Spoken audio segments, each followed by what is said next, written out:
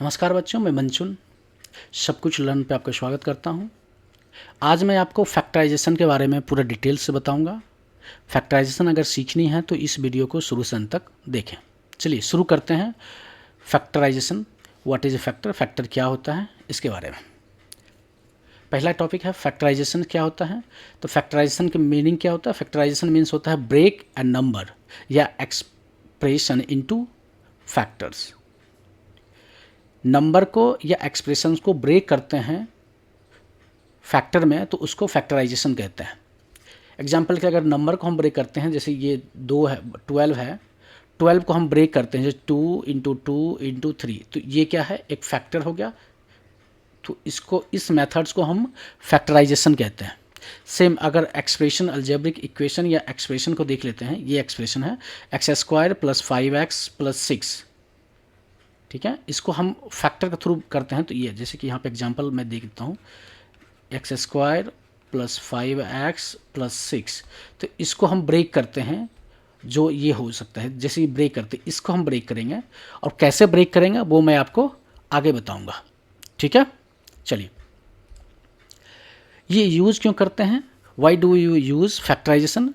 Actually factorization जो use किया जाता है अलजेब्रिक इक्वेशन को सॉल्व करने के लिए किया जाता है। जो एक्सप्रेशन होता है उसको भी सॉल्व किया जाता है, और जो रूट ऑफ क्वाड्रिक इक्वेशन होता है उसको फाइंड करने के लिए हम फैक्टराइजेशन मेथड्स का यूज करते हैं, ठीक है। चलिए, कितने तरह के फैक्टराइजेशन होते हैं वो देख लेते हैं, देखते हैं। पहला है कॉमन फैक्टर मेथड्स होता है, डिफरेंस ऑफ स्क्वायर होता है, परफेक्ट स्क्वायर ट्राइनोमियल होता है, फिर मिड टर्म स्प्लिटिंग होता है जो क्वाड्रिक मेथड्स में काम आता है, जिसको मेन हम फैक्टराइजेशन कहते हैं। और चौथा होता है, पांचवा होता है ग्रुपिंग मेथड्स के थ्रू हम फैक्टराइजेशन करते हैं। पहला कॉमन फैक्टर, दूसरा डिफरेंस ऑफ स्क्वायर, तीसरा परफेक्ट स्क्वायर, चौथा मिडिल टर्म्स स्प्लिटिंग, और पांचवा ग्रुपिंग मेथड्स, ठीक है। चलिए वन बाय वन करके देखते हैं हम। कॉमन फैक्टर मेथड्स क्या होता है।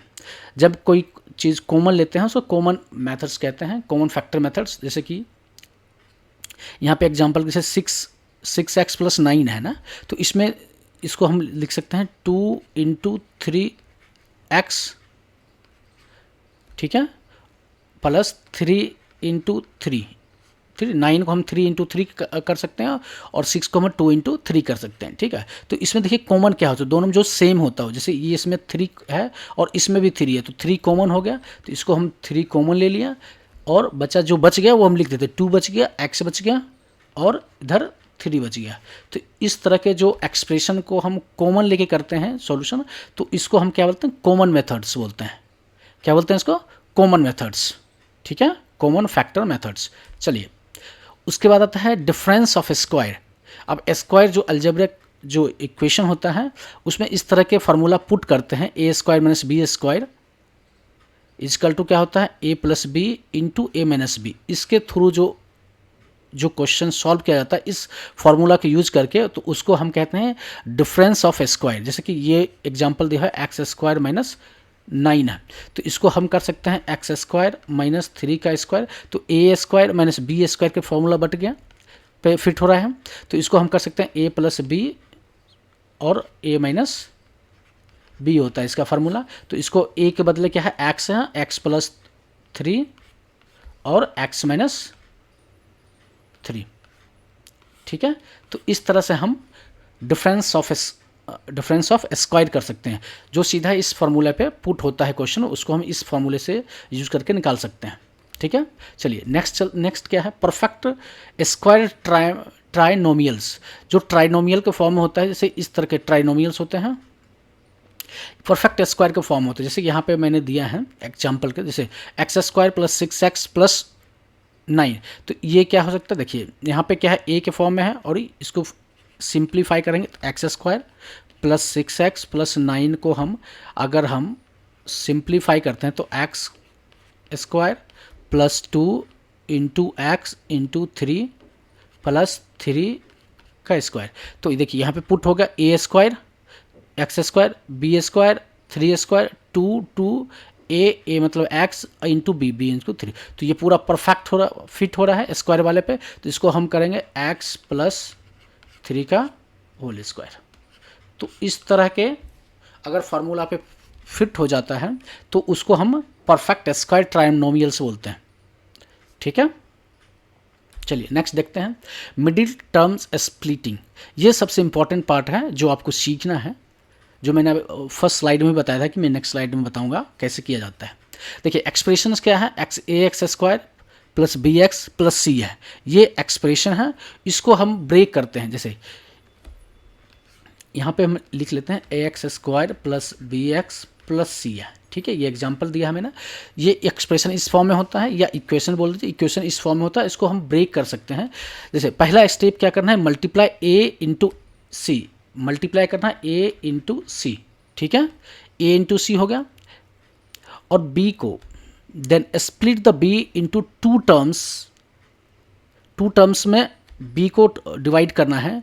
Product of two terms is equal to a and c equal बराबर होना चाहिए, और b subtract and difference is equal to b. ठीक है, एग्जाम्पल के लिए यहाँ पे मैंने लिया है x square plus 5x plus 6 है, तो ए और सी करते हैं। यहाँ पे ए और सी है, ए मतलब 1 है और सी मतलब 6 है, तो 1 प्लस 6 इजकल टू कितना हो जाएगा 6। ठीक है, अब 6 को हम फैक्टर करते हैं। ठीक है, 2 और 3 में आ जाएगा, 2 के टेबल में 6 3 बार में आता है, तो इस तरह से तो 2 और 3, 2 प्लस 3 इजकल टू 5 होता है, जो 5 है ऑलरेडी, और 2 मल्टीप्लाई बाई 3 इजकल टू 6, जो 6 है ऑलरेडी। ठीक है, तो मतलब बी को इस प्लस स्प्लिट करेंगे, सब्सट्रैक्ट करना पड़ेगा या एडिशन करना पड़ेगा, वो मिडिल वैल्यू बी प्रूफ हो जाए, और उसमें अगर दो टर्म्स निकलते हैं, दोनों टर्म्स को मल्टीप्लाई करने के बाद हम ए इंटू सी के जो वैल्यू आता है उसके बराबर हो जाना चाहिए, तो ये परफेक्ट हो जाता है मिडिल टर्म स्प्लिटिंग फैक्टराइजेशन। ठीक है, तो 2 और 3 में कर सकते हैं, तो इसको हम लिख सकते हैं x square plus 2x plus 3x plus 6। तो यहाँ पे देखिए, यहाँ पे इस दोनों में और इस दोनों में कॉमन क्या है, x है तो x प्लस 2 आ जाएगा, और इस दोनों में कॉमन क्या है 3 है, प्लस 3 है तो x प्लस 2 आ जाएगा। तो अब इस दोनों में कॉमन ले लीजिए, तो x प्लस 2 कॉमन आ जाएगा, और बचेगा कितना x प्लस 3। ठीक है, तो इस तरह से आप मिडिल टर्म स्प्लिटिंग कर सकते हैं, और सबसे इंपॉर्टेंट यही टॉपिक है, middle term splitting factorization method, उसमें यही काम आता है और ये आपको सीखना है। ठीक है, तो इस तरह से आप करते रहेंगे, सोचते रहेंगे तो आराम से हो जाएगा, इसमें कोई ऐसा नहीं है कि डिफ़िकल्ट है। सिर्फ करना क्या है कि ए और सी को मल्टीप्लाई करना है और उसको फैक्टर निकालना है, जो 2 टर्म निकालना है उसको एडिशन करने पर या सब्सट्रैक्ट करने पर जो v का वैल्यू है इक्वल होना चाहिए, और मल्टीप्लाई करने पर a और c का जो मल्टीप्लिकेशन वैल्यू होता है उसके इक्वल होना चाहिए, बस। ठीक है, चलिए अगर समझ गए हैं तो ठीक है, अदरवाइज आप कमेंट बॉक्स में कमेंट करके बता सकते हैं कि आप नहीं समझे हैं, तो मैं आपके लिए दूसरा एक और वीडियो भी बना सकता हूँ। एक तो ये, दूसरा मैं आपको वहीं पे आपको समझा सकता हूँ कमेंट में ही। ठीक है, चलिए नेक्स्ट चलते हैं, ग्रुपिंग मेथड्स क्या होता है। ठीक है, जैसे यहाँ पे ग्रुपिंग मेथड्स क्या होता है, जब 4 एक्सप्रेशन दिया हुआ है या 5 एक्सप्रेशन दिया हुआ है या 5-6 एक्सप्रेशन दिया हुआ है, तो उस तरह से हम क्या करते हैं, ग्रुप कर लेते हैं। जैसे यहाँ पे एग्जांपल में देखिए मैंने दिया है ax प्लस ay, तो ये क्या किया क्या हमने ग्रुप कर लिया, जिसमें कॉमन फैक्टर है, इसमें a कॉमन है इसलिए एक साथ रख लिया, b कॉमन है तो इसलिए b एक साथ रख लिया, ये एक्सप्रेशन हो गया चारों एक्सप्रेशन पर। तो इसमें से a कॉमन आ सकता है, इसमें से b कॉमन आ सकता है, तो ये हम इस तरह से आप बना सकते हैं। और क्वेश्चन क्या दिया होता है, जैसे कि ax दिया होता है प्लस bx दिया होगा, ठीक है, या फिर ay दिया होगा और by, इसको हम दूसरा से, इसमें से y कॉमन ले सकते हैं, इसमें से x कॉमन, x तो a प्लस बी और b y कॉमन ले सकते हैं, तो a प्लस बी आ जाएगा, तो फिर a प्लस बी कॉमन ले सकते हैं, तो x प्लस y आ जाएगा। दोनों में से कोई भी कॉमन ले सकते हैं, इसको अरेंज करेंगे और कॉमन ले लेंगे, कॉमन मेथड से।